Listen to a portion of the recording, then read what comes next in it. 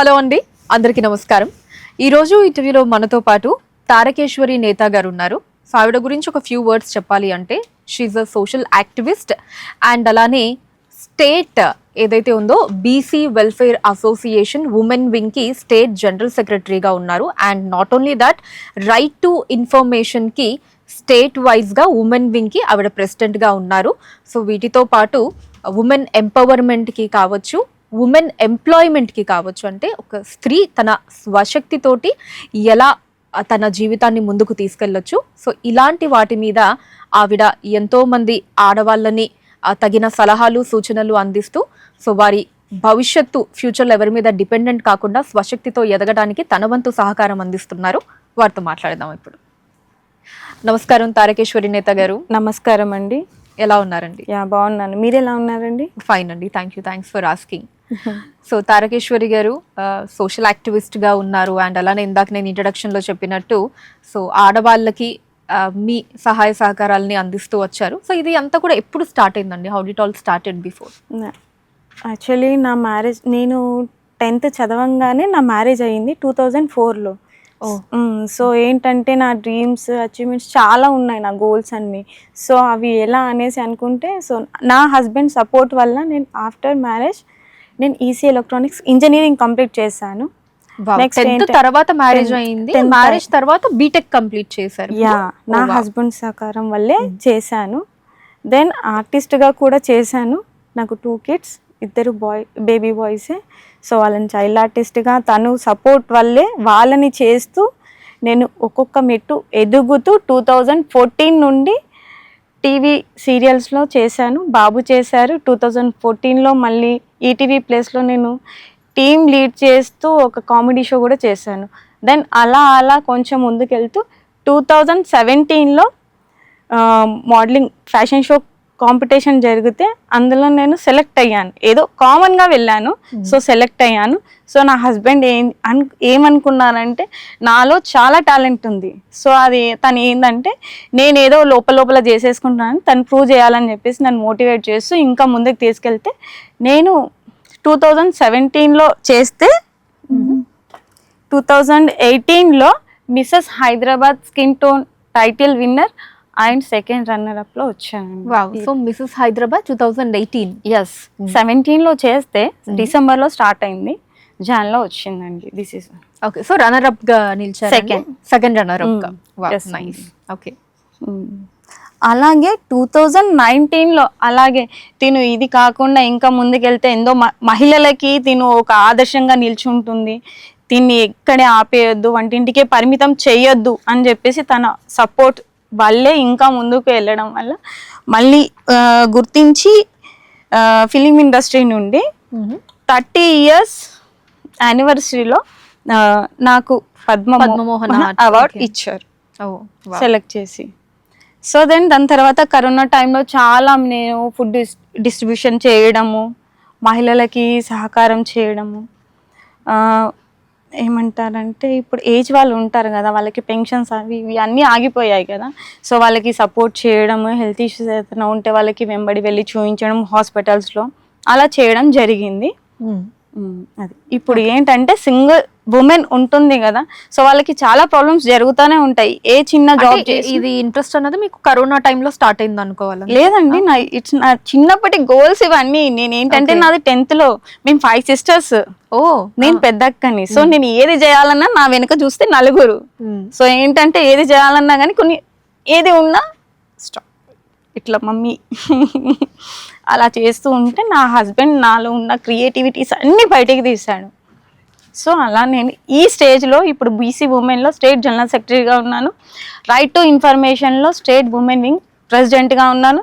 As a బీజేపీలో కూడా Vijayanagar colony division ప్రెసిడెంట్గా ఉన్నాను. సో హ్యూమన్ రైట్స్లో కూడా state women wing president.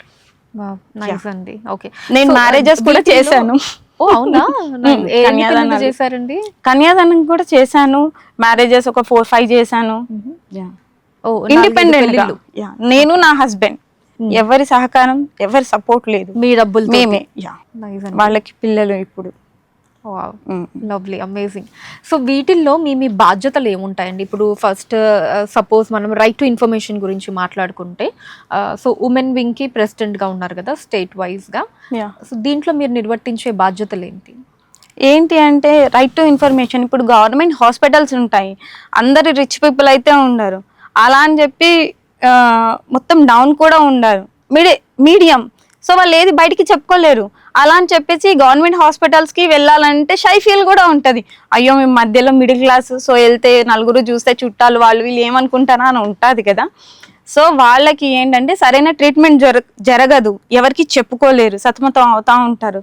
So అవి మా దగ్గరికి వస్తే మేము హాస్పిటల్లో వెళ్ళి రైట్ టు ఇన్ఫర్మేషన్ ద్వారా మొత్తం తీసుకుంటాము. వాళ్ళ డేటా, వీళ్ళ ట్రీట్మెంట్ ఎలా జరుగుతుందా, జరగట్లేదా, ఎందుకు జరగట్లేదు అని చెప్పేసి వాళ్ళకి నిల్చొని వాళ్ళకి ట్రీట్మెంట్, సరైన ట్రీట్మెంట్ని అందించి బెడ్ కానీ ఎక్విప్మెంట్స్ కానీ ఏదైనా సరే వాట్ ఎవర్ అవన్నీ అందే వరకు మా బాధ్యత. 1 రూపీ కూడా మేము ఛార్జ్ చెయ్యము, తీసుకో. ఓకే. సో అలాగా ఎవరికైతే అవగాహన అన్నది ఉండదో వారికి అవగాహన కల్పిస్తూ. ఎందుకంటే ఫ్యామిలీకి చెప్పుకోలేరు, వాళ్ళు చెప్పుకుంటారే వీళ్ళు గవర్నమెంట్ హాస్పిటల్కి వెళ్ళారా, ఎందుకు వాళ్ళ దగ్గర లేదా, చూయించుకుంటారే అని ఉంటుంది కదా వాళ్ళకి. సో అది అలా. Okay, fine. అండ్ ఈ రైట్ టు ఇన్ఫర్మేషన్ దాంట్లో మీరు చేసినటువంటి పనుల్లో మీకు చాలా సంతృప్తినిచ్చినటువంటి వర్క్ ఏంటండి? ఏంటి అంటే మేము బ్లైండ్ స్కూల్స్లో వెళ్తాము, అక్కడ నాకు కన్నీళ్ళు లాగవు అసలు. బ్లైండ్ స్కూల్స్లో వాళ్ళకున్న టాలెంట్ ఎవ్వరికీ ఉండదు. సింగింగ్ కానివ్వండి, ఏదైనా సరే వాళ్ళ దగ్గర చాలా టాలెంట్స్ ఉంటాయి, సరైన వేలో కూడా వెళ్తారు వాళ్ళు. మనమన్నా సమ్ టైమ్స్ ఏంది కళ్ళు మబ్బు అవుతాయి, ఇలా ఇలా అవుతాం, వాళ్ళు అలా కాదు, వాళ్ళ వర్క్ నీట్గా చాలా చక్కగా చేసుకుంటారు. అది నాకు చాలా ఇష్టం దట్ ప్లేస్. ఓకే. సో ఎంత ఆఫెన్ వెళ్తూ ఉంటారు అక్కడికి? నేను మంత్లీ వెళ్తూనే ఉంటాను. నేను అండ్ హాస్పిటల్స్ దగ్గర ఫుడ్ కానివ్వండి, ఏదైనా సరే వాట్ ఎవర్. ఇప్పుడు వేరే వాళ్ళు కూడా నాకు సపోర్ట్ చేస్తారు, ఎందుకంటే నేను జెన్యున్గా వర్క్ చేస్తానని చెప్పేసి. సో ఇది కూడా నేను చెప్పాలి, నాకు చాలామంది కూడా సపోర్ట్ చేస్తారు. మీరు చాలా డెడికేషన్స్తో చేస్తూ ఉంటారు, ప్రతి ఒక్కరు ఏదైనా డెడికేషన్తో చేస్తారు, కాబట్టి మేము కూడా నీకు సపోర్ట్ చేస్తాము, మీరు చెయ్యండి వర్క్, మేము ఉంటాం నీతో పాటు. అది కూడా ఉంది నాకు, బట్ ఇది ఎవరు రీల్ చేయరు. అలా సపోర్ట్ ఉంది నాకు. నైస్ అండి, ఫైన్. అండ్ ఇప్పుడు ఈ బీసీ వెల్ఫేర్ అసోసియేషన్కి కూడా ఉమెన్ వింగ్లో జనరల్ సెక్రటరీగా ఉన్నారు కదా స్టేట్కి. సో దీంట్లో మీ బాధ్యతలు ఎలా ఉంటాయి? ఈరోజు మీటింగ్ ఉంది, నేను వాళ్ళందరికీ బిఫోరే కాల్ చేయాలి, వాళ్ళు వస్తున్నారా, వాళ్ళ ప్రాబ్లం ఏంటి, వాళ్ళు ఎందువల్లనే రావట్లేదు, అవన్నీ కనుక్కొని అధిష్టానానికి నేను ఇన్ఫార్మ్ చేయాల్సిన బాధ్యత నాది. సో వాళ్ళు వచ్చిన తర్వాత వాళ్ళని ట్రీట్ చేసుకోవాలి, వాళ్ళు ఎంతవరకు ఉండగలరు, ఎంత టైం స్పెండ్ చేయగలరు, వాళ్ళ ప్రాబ్లం ఏంటి, అవన్నీ చూసుకొని అధిష్టానానికి నేను ఎక్స్ప్లెయిన్ చేసి వాళ్ళని ఇన్బ్యాలెన్స్ చేస్తూ ఉండాలి. ఓకే, అలా. సో ఇప్పుడు బీజేపీ పార్టీ రిలేటెడ్ ఉన్నారండి మీరు? Yeah. And BJP Vijayanagara colony division అని అంటే డివిజన్, ఒక డివిజన్లో మహిళలు ఎలా ఉన్నారు, వాళ్ళ పరిస్థితి ఏంటి, వాళ్ళకి కావాల్సింది ఏంది, వాళ్ళు ఎలా ఏమైనా వాళ్ళకి ఇప్పుడు స్కీమ్స్ కానీ అవి ఇవి ఉంటాయి, సో వాళ్ళకి అందుతున్నాయా లేవా, వాళ్ళకి ఏదైనా కావాలా అనేసి అవన్నీ కనుక్కోవాలి. సో డివిజన్ అనేది డివిజన్లో గ్రౌండ్ లెవెల్ వర్క్ ఇది చేయాలి డివిజన్ వరకు. Yeah, fine. సో మీ విజయనగర కాలనీలో సంబంధించి అంటే లేడీస్ అందరికి ఏ కైండ్ ఆఫ్ ప్రాబ్లమ్స్ తో మీ దగ్గరకు వస్తూ ఉంటారు, మీరు ఎటువంటి సొల్యూషన్ ఇస్తూ ఉంటారు, పార్టీ పరంగా ఏమేమి పనులు చేస్తూ ఉంటారు బీజేపీ పార్టీ పరంగా? పార్టీ పరంగా చెప్పాలంటే నా గోల్ పరంగా, నా ఇష్టపరంగా అంటే వాళ్ళకి టైలరింగ్, బ్యూటీషియన్, జూట్ బ్యాగ్స్ ఇలాంటివి అన్నీ ట్రైన్ చేస్తూ ఉంటే వాళ్ళకి ఎవరి సహకారం అవసరం లేదు, ఇంకా ఎవరిపైన డిపెండ్ అవ్వాల్సిన అవసరం కూడా లేదు. ఇలాంటివన్నీ చేయాలనేసి నాకు అది. పెన్షన్ లేని వాళ్ళకి పెన్షన్ ఇప్పించాలి, సీనియర్ సిటిజన్ అలా ఇవన్నీ అండి. సో ఈ కైండ్ ఆఫ్ యాక్టివిటీస్ అన్ని చేస్తూ ఉంటారు మీరు. ఫైన్. ఓకే. సో మీ విజయనగర్ కాలనీ అనే కాకుండా మీరు ఉమెన్ ఎంపవర్మెంట్కి కావచ్చు, ఉమెన్ ఎంప్లాయ్మెంట్కి కావచ్చు, సో వీటికి సంబంధించి కూడా మీ వంతు కృషి చేస్తూ ఉంటారు, సహాయ సహకారాలను అందిస్తూ ఉంటారు కదా. సో ఇప్పటి వరకు దాదాపుగా ఎంతమంది ఆడవాళ్ళకి మీరు సహాయపడడం జరిగింది అండ్ ఏ రకంగా సహాయపడడం జరిగింది? సహాయం అనేది కౌంట్లెస్. నేను చెప్పలేను, బట్ సహాయం అయితే చాలా మందికి జరిగింది. ఇప్పుడు కౌంట్ అని చెప్పినా అనుకోండి, అది తక్కువ ఏందనంటే ఆహా అనేసి ఉంటుంది. కాబట్టి ఎంత చేసినా తక్కువే, కాబట్టి చేస్తూనే ఉండాలి. నా డివిజన్ వరకు కాదు, ఎక్కడ వెళ్ళినా కానీ తారకేశ్వరి అంటే చాలు, ఫ్యాన్ ఫాలోయింగ్ ఉంటుంది, షూర్గా ఉంటుంది. ఓకే. ఫైన్. ఎటువంటి సహాయ సహకారాలు చేశారో చెప్తారా ఒకసారి? సరే, ఎంతమంది అంటే చాలా మందికి చేశాను, అది కౌంట్ లేదు అన్నారు కదా. yes. Yeah. A kind of help చేయడం జరిగింది మీరు? అంటే ఇప్పుడు మ్యారేజ్ చేసుకుంటారు, వాళ్ళకి మ్యారేజ్లో కావాల్సిన గ్రాసరీ ఐటమ్ ఉండదు, అలాంటిది చేయడము. లేదు అని అంటే పుస్తే ఇప్పుడు పెళ్ళికి కావాల్సిన పుస్తే, మెట్టలు, పట్టు చీర అలాంటివి ఉంటాయి. సో అలాంటి సహాయ సహకారాలు, హాస్పిటల్లో ఉంటారు, వాళ్ళ ట్రీట్మెంట్లో కొంతమంది ఏంటంటే లేని పొజిషన్లో ఉంటారు, వాళ్ళకి అమౌంట్ అందించడము, ఇలాంటి సహాయం చేయడం జరుగుతూ ఉంటుంది అంతే. లేదు ఎవరైనా పోయారనుకోండి, అకాలంగా మరణం చెంది, సో వాళ్ళకి హెల్ప్ చేయడం జరుగుతూ ఉంటుంది. వాళ్ళకి అమౌంట్ పే చేయడం కానీ, లేదు అని అంటే గ్రాసరీ, అంటే వాళ్ళ ఉన్న పొజిషన్ని, వాళ్ళు ఉన్న సిచ్యువేషన్ని బట్టి వాళ్ళకి సహాయం అందించడం జరుగుతుంది. సో మేము వాళ్ళు చెప్పారు అని చెప్పేసి ఇమీడియట్లీ అమౌంట్ వేయడం కూడా కాదు. నేను ఫస్ట్ చూసుకొని ఏంటి సో అని కనుక్కున్న తర్వాతే ఇవన్నీ చేయడం జరుగుతుంది. ఓకే. అదే. సో మరి ఫినాన్షియల్గా ఎలా అంటే మీరు అన్నారు కదా, నేనేం బయట హెల్ప్ అది ఏం తీసుకోను, నేను మా వారు మాకు ఎంత అయితే ఉంటుందో వీలైనంత దాంట్లో సహాయం చేస్తాము అని చెప్పి. సో ఇంతమందికి చెయ్యాలి అంటే డెఫినెట్లీ మన ఫినాన్షియల్ ఇది కూడా ఒక్కొక్కసారి సహకరించకపోవచ్చు కదా. కరెక్ట్ మీరు చెప్పింది, బట్ నేను 2 ఆన్సర్స్ ఫస్టే ఇచ్చేసాను. ఫస్ట్ నా హస్బెండ్ నా కోసం సపోర్ట్ చేస్తారని చెప్పాను, దెన్ తర్వాత క్వశ్చన్లో కూడా చెప్పేశాను నాకు బయట వాళ్ళు చాలా సపోర్ట్ చేస్తూ ఉంటారు. చేస్తారు చాలా, నేను చేసే యాక్టివిటీస్లో చాలా బాగుంటాయి అని చెప్పేసి సపోర్ట్ చేస్తారని ఇందాకే చెప్పాను నేను మీకు. Okay okay.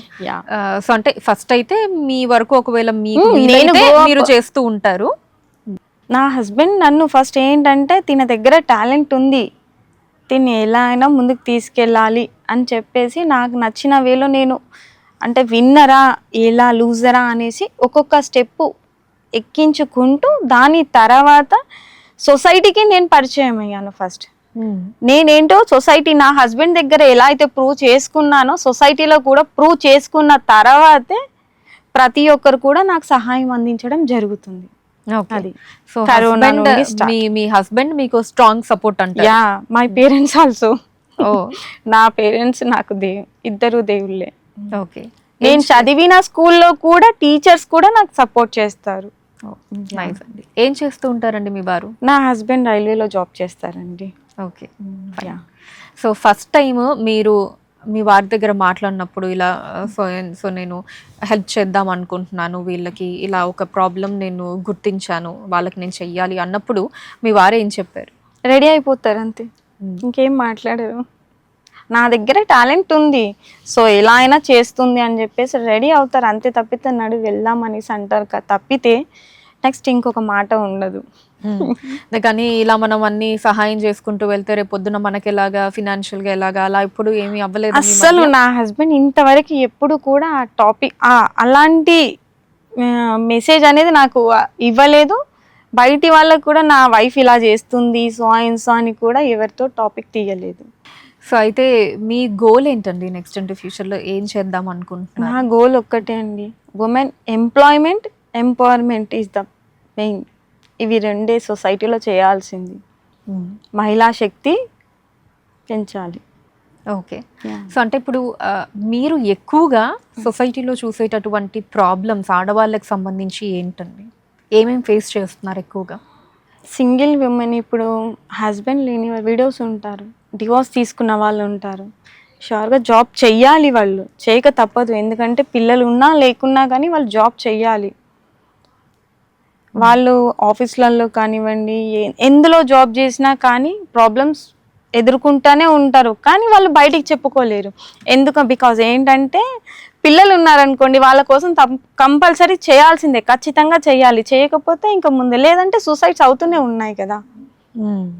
పిల్లల్ని చంపేస్తున్నారు వాళ్ళు, ఎవరికి ప్రపంచంలో ఎవరికి చెప్పకుండా అలా చేయడం జరుగుతూ ఉంది. సో ఏందనంటే వాళ్ళకి స్ట్రాంగ్గా ఎవరున్నా మనం సెల్ఫ్ ఏందనంటే మనం ఖచ్చితంగా ఉండాలి, పిల్లల్ని ముందుకు తీసుకెళ్ళాలి, జాబ్ చెయ్యాలి. సో ఏంటంటే ఏదైనా స్కిల్స్ అనేది ఉండాలి. మెయిన్ స్కిల్స్ లేకపోతే వేస్ట్. స్కిల్స్ అనేది ఉండాలి కంపల్సరీ. అందుకోసమే టైలరింగ్ అవ్వనివ్వండి, బ్యూటీషియన్ అవ్వనివ్వండి, బొటెక్ అవ్వనివ్వండి, ఇవి. ఓకే, మీరు ట్రైనింగ్ ఇస్తారా? నేను as a professional beautician, tailor కూడా వస్తారు. ఓకే, సో మీరే ట్రైనింగ్ ఇస్తూ ఉంటారు అలాంటి ఆడవాళ్ళకి? ఇంతకు ముందు చేసేదాన్ని, ఓన్ పార్లర్ కూడా ఉండేది, నడిపించేదాన్ని. సో ఇప్పుడు ఏంటంటే బిజీ అవ్వడం వల్ల ఇప్పుడు ట్రైనింగ్ సెంటర్ కూడా ఎలా పెట్టాలనుకుంటున్నానంటే ఫ్రీ ఆఫ్ కాస్ట్. 1 రూపీ కూడా ఛార్జ్ చేయొద్దు, ఫ్రీ ఆఫ్ కాస్ట్ పెడితేనే వాళ్ళకి బాగుంటుంది. వాళ్ళకి ఫ్రీ ఆఫ్ కాస్ట్ నేర్పించి వాళ్ళకి సర్టిఫికేట్ ఇచ్చి ఒక ప్లాట్ఫామ్ అనేది క్రియేట్ చేయాలి. చేస్తేనే దానికి ఒక అర్థం ఉంటుంది, నేను చేసిన దానికి, లేకపోతే వేస్ట్. అలా ఇలాంటివి చేయాలి అనేసి చేశాను కూడా. సో ఇప్పుడు ఎవరికైతే ఆడవాళ్ళకి ఆ రిక్వైర్మెంట్ ఉంటుందో ఎలా మీరు వాళ్ళని గుర్తిస్తారా? వాళ్ళు మీ దగ్గరకు వస్తారా ఇలా మాకు నీడ్ ఉంది అని? వస్తారు, ప్లస్ నేను ఎవరికైనా ఇన్ఫార్మ్ చేస్తాను. ఒక్కరికి చెప్తే చాలు, అది పాస్ అవుతానే ఉంటుంది. పాస్ అయ్యి సో కంపల్సరీ వీళ్ళు ఉన్నారమ్మా, వీళ్ళు ఉన్నారు, అందరూ కూడా అమ్మానే పిలుస్తారు, తారమ్మ, రైట్, అలా పిలుస్తూ ఉంటారు. ఓకే, మీరు ఇప్పటి వరకు చేసిన పనుల్లో మీకు చాలా సంతృప్తినిచ్చినటువంటి వర్క్ ఏదండి? కన్యాదానం. లైఫ్లో దానికి మించి ఇంకేది లేదు నిజంగా. అంటే ఆ అమ్మాయికి ఒక అమ్మా నాన్న స్థానంలో మీరు మీ వారు ఉండి కన్యాదానం చేయడం జరిగింది. అసలు చెప్తుంటేనే పాపం మీరు ఎంత ఎమోషనల్ అవుతూ ఉన్నారు. నిజంగా అది యాక్చువల్లీ చాలా పుణ్యం కూడా అంటున్నా, చేయడానికి కూడా చాలా పుణ్యం ప్రాప్తం ఉండాలంట. సో అలాగా 4-5గురికి చేశారన్న కన్యాదానం అయితే చేశాను, ఎందుకంటే నాకు 2 బాబులే. సో అది చేసేసా. ఎప్పుడన్నా ఫీల్ అవుతూ ఉంటారా ఆడపిల్లలు లేనందుకు? అలా ఏం బాధపడరు ఆడపిల్లలు లేనందుకు? అలా ఏం లేదు, సిస్టర్స్ కి అందరికి పాపలు ఉన్నారు. సో వాళ్ళంతా నా పైనే ఉంటారు. ఓకే, సో ఎవరి ఇష్టం అంటే పెద్ద మమ్మీ. సో 2 బాబులు ఏం చదువుతున్నారండి? పెద్ద అబ్బాయి EEE కంప్లీట్ అయిపోయింది, చిన్న అబ్బాయి ఇంటర్ కంప్లీట్ అయిపోయిందండి. బాబు ఇప్పుడు స్పోర్ట్స్ లో ఉన్నాడు, బ్రిజ్లర్. Okay, fine. సో వాళ్ళు ఏం చెప్తూ ఉంటారు మీ దగ్గర ఈ యాక్టివిటీస్ కి సంబంధించి? పిల్లలు ఒక్కటే ఏంటి అని అంటే, మా మదర్ ఎలా ఉన్నారో అదే వేలో వెళ్ళాలి.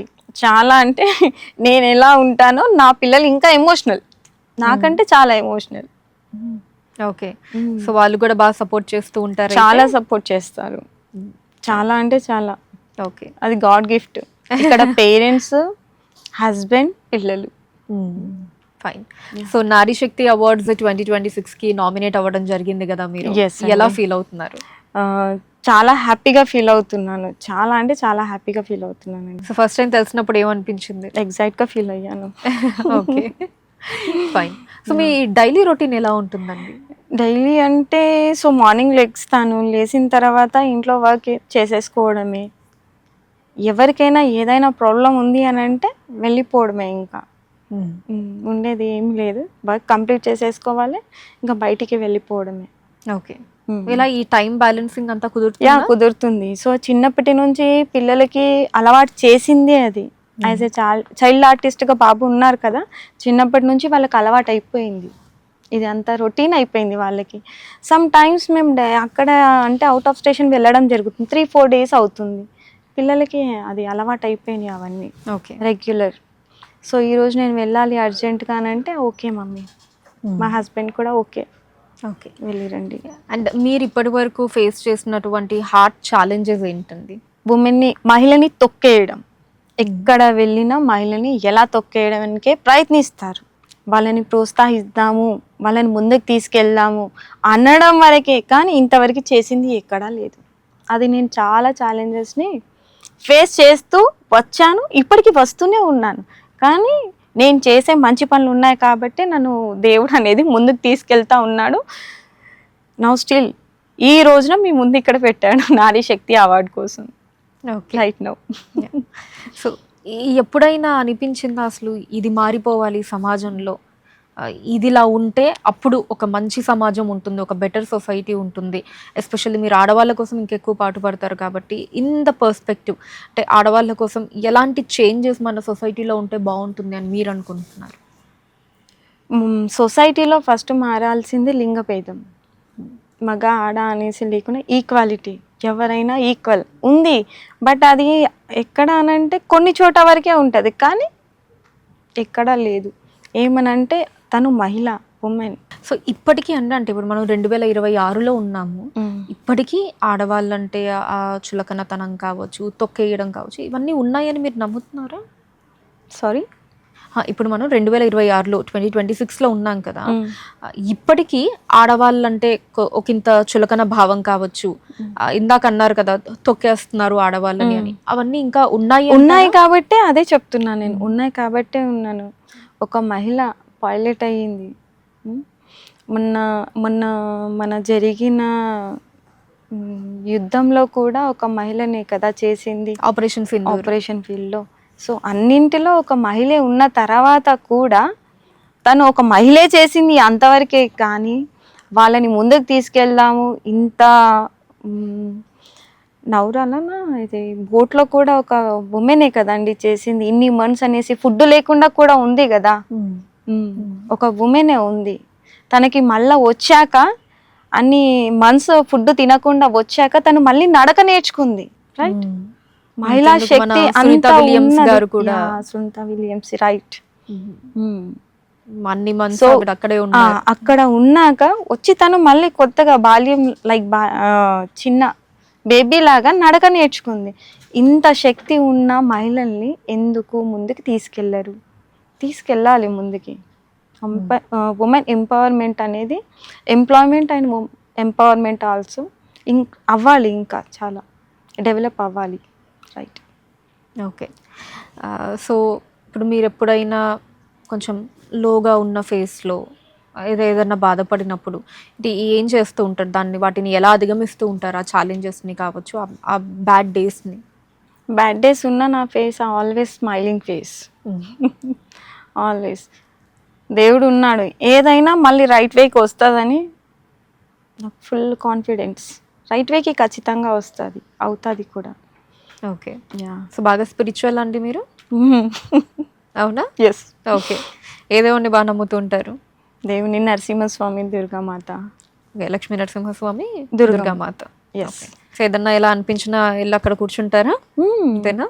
ఎప్పుడూ ఉంటారు నాతో పాటు, ఖచ్చితంగా ఉంటారు.